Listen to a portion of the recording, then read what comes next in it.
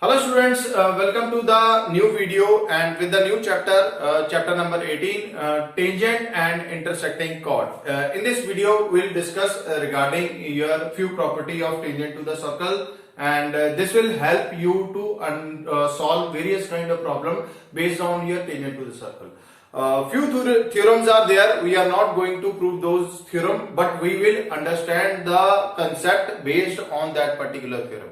And we will remember all those results and will apply those results to find the numerical based problem that is in your syllabus here. So beginning from the very first term, tangent to the circle. What does the term mean, tangent to the circle here? Okay, suppose this is a circle here with any radius. What does the term tangent to the circle mean? If a line touches this circle at only one point, suppose AB is a line, it touches a circle at only one point P. This line is known as your tangent to the circle. And point P is the point of contact. This is the point of contact which touches the circle at only one point. So when a line touches the circle at only one point, that is known as your tangent to the circle. Suppose it can touch the line here. This is the point of contact. This line is suppose CD and it touches the circle at point Q. So this is the tangent to the circle at point Q here. Understand? So what does tangent to the circle means? The line which touches the circle at only one point is known as your tangent to the circle here. Okay. Then we have one more important thing here, that if we draw a line from the center of the circle to the tangent here, draw a line from the center of the circle to tangent here. This is origin O or center O of the circle, and P is the point of contact. In that case, the angle between the line OP, which is the radius of the circle, and the tangent to the circle will always be 90 degree. That means OP will be perpendicular to AB, or we can say that angle OPB is equal to angle OPA is equal to 90 degree. So this is the second thing that we have to understand, that whenever we draw a line from the center of the circle to the tangent or point of contact, in that case distance between that point, that will be your radius, and angle between the line and the radius of the circle to the point of contact, that will be your 90 degree here. Similarly, we have the point of contact here, then OQ will be your radius, and what will be the angle here? Angle at point Q, this will be your 90 degree. This will be your 90 degree. That means the tangent at any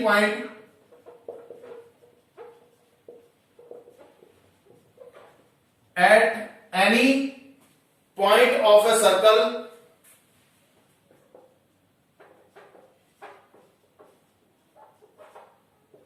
and radius through that point and radius through that point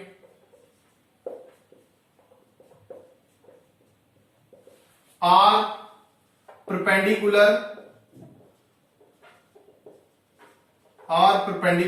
to each other,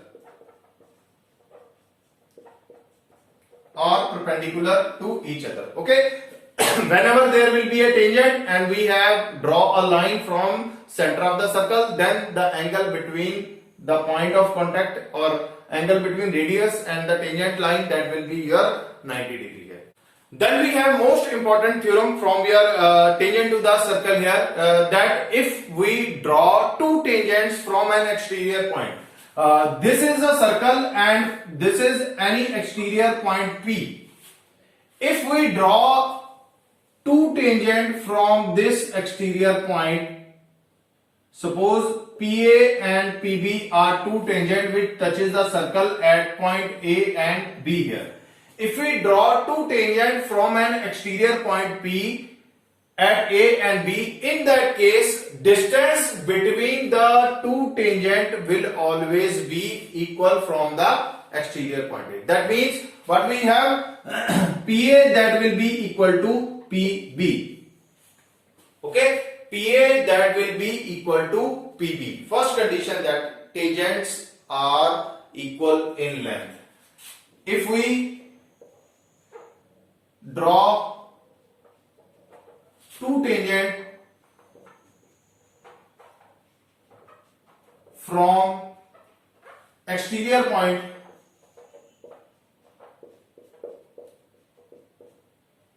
in that case, first thing we have tangents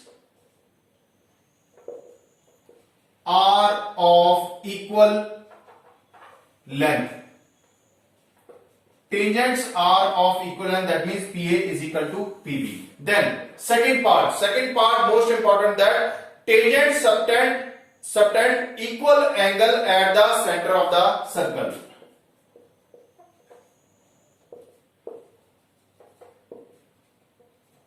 Equal angle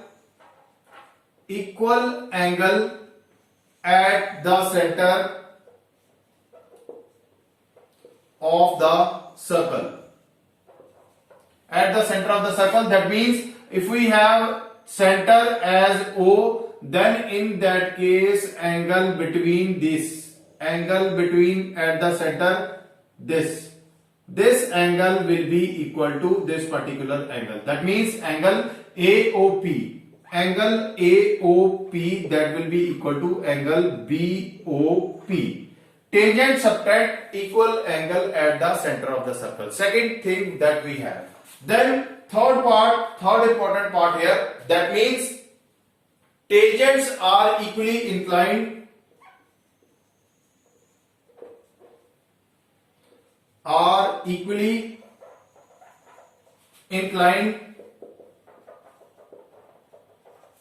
tangents are equally inclined to the line joining of point, to the line joining the point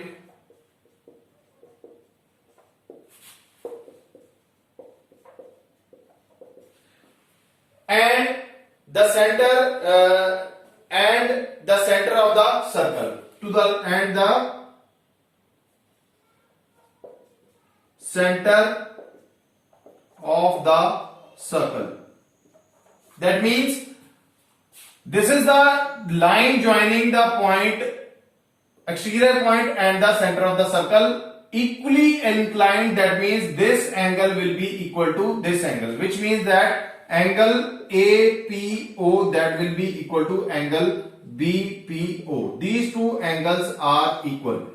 Okay, so this thing that we have to remember, that whenever we have an exterior point from the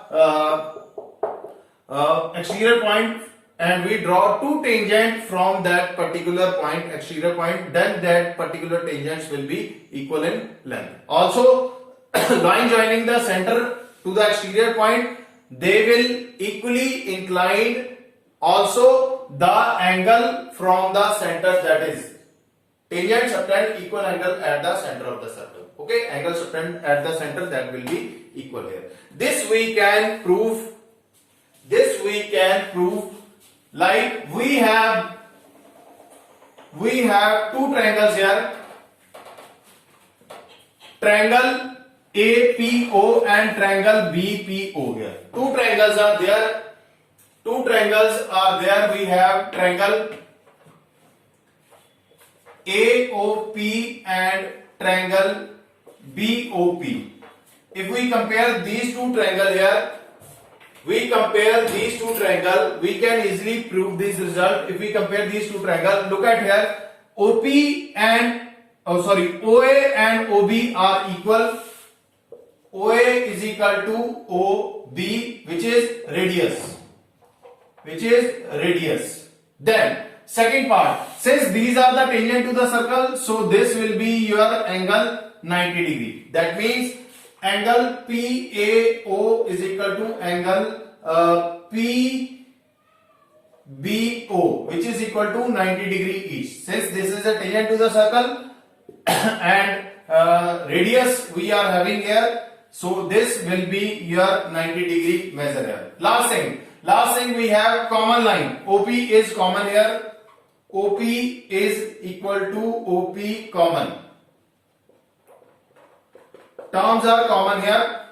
So what we have two triangles. When we compare these two triangles, then according to the property here, we have side here 190 degree angle, one hypotenuse side here. So by RHS property,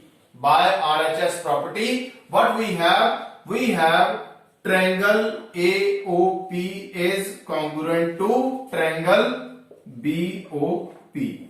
Triangles are congruent, so their corresponding part will be equal. So we can say that PA is equal to PB and rest of the angle, corresponding angle, that will be equal. So in this way we can prove this part also. Okay, then few properties from the circle that we have to understand here. Few properties from the circle we have to understand.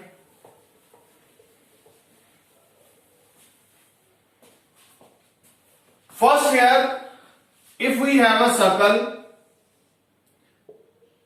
this is a semicircle, okay, circle, then angle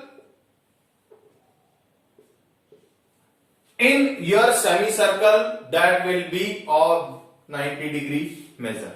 Angle in a semicircle will always be 90. This is a property from your circle here. We are recalling the property that angle in a semicircle is always of measure 90 degree.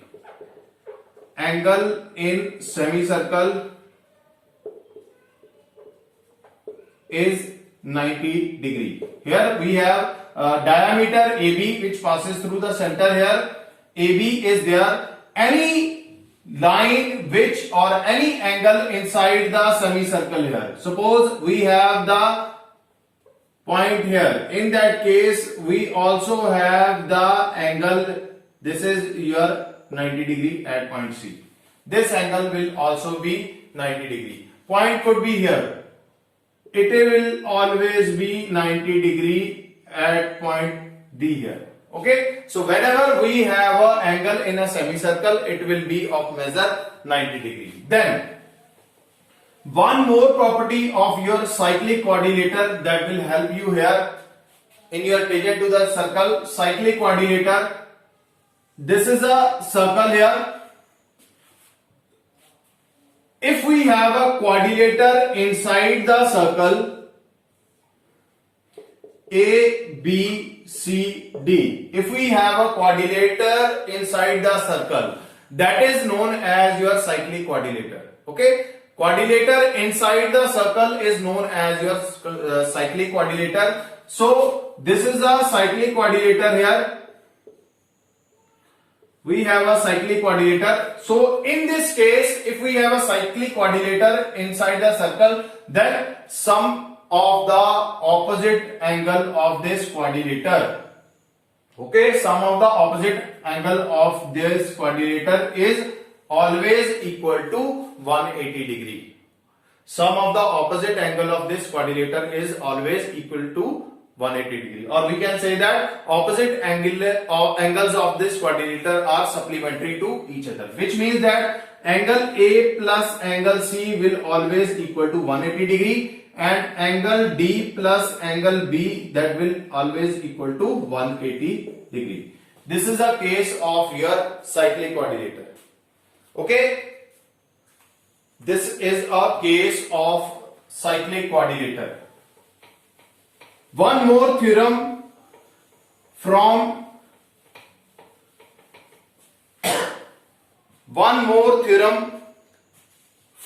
your circle part here. One more theorem from the circle part here. If we have a circle and we have angles subtended by major arc and minor arc. Okay. Most of the time you will find the figure like this in your question. What we have to find the relationship between the angle subtended by your major arc and minor arc here. Look at here, this is your minor arc. Suppose this is AOB here. So this is your minor arc here, ACB. ACB is the minor arc, and if we draw this is your major arc. This is your major arc. Okay, this is your major arc ADC. So what is the relationship between major arc and minor arc? If we have angle inside here, okay, if we have angle inside here, so what is the relation? Angle subtended by your minor arc will be 2 times the angle subtended by your major arc. If this is x, this will be your 2x. Okay, angle subtended by your minor arc is 2 times the angle subtended by major arc. That is, we have angle AOB is equal to angle ADB here. If we have this point D here, angle ADB here, so this will be AOB is equal to ADB. So this angle will be your 2 times the angle ADB here. AOB will be equal to, suppose if we have this angle as 120 degree, so this will be your 60 degree. If this angle is given as your suppose 50 degree, so this angle will be your 100 degree. So we have to understand the relationship, or in common language, if we have a shape like a your arrow, if we have a shape like a arrow inside the circle, then remember this is the minor arc, this is the minor arc, and this is the angle, and this is angle subtended by your major arc. So this angle will always be your half of this angle, or this angle will be your double of this angle. Anything you can say like this. Okay, then we have most important theorem from your tangent to the circle here, that is alternate segment theorem. Alternate segment theorem, what does alternate segment theorem tells us? Angle between the tangent and any chord through the point of contact is equal to the angle in the alternate segment. Angle in the alternate segment. So we have 2 things here. First is tangent and second is chord. We have tangent, suppose AB is the tangent and this is the point of contact P. Suppose we have a chord PQ. Then what does the angle segment theorem tells us? That angle between tangent and a chord. Suppose this is the angle between tangent and a chord. This angle is between tangent and the chord is equal to the angle of alternate segment. Is equal to the angle of alternate segment. That means here we have any angle. This is your alternate segment. This is the segment where it makes the angle. And what is the alternate segment? The remaining part is your alternate segment. And this angle will be equal to the angle made in the alternate segment. Suppose this is the angle, that is angle BPQ. This is the angle which make with your tangent or chord PQ here. Then what is the angle made in the alternate segment? This is your suppose angle. This will be equal to angle PRQ. This will be equal to your angle PRQ. So in this case we have BPQ is equal to BRQ. Then come to the second part here. Look at here how we will decide the segment part here. Now here again we have another angle here which makes the segment PR. PR makes with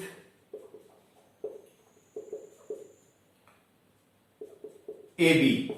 Tangent is AB and PR is the your chord. This chord makes an angle with the tangent here. So which segment is there? This is the segment, and which will be the alternate segment? Alternate segment will be here. So which angle is equal to this angle APR, that will be equal to this angle will be equal to your PQR, angle PQR. This theorem is known as your alternate segment theorem. This we will better understand with the question here. Suppose we have a circle. Suppose we have a circle here, and this is tangent to the circle. A chord is given here. AB is the chord here. Okay. PQ is now tangent here, and AB is the chord. This chord makes an angle of 50 degree. This chord makes an angle of 50 degree with the tangent here. Then, according to the alternate segment, if we have angle in the alternate segment, this angle will be of measure 60 degree. This angle will be of measure 60 degree. And suppose this angle is 70 degree.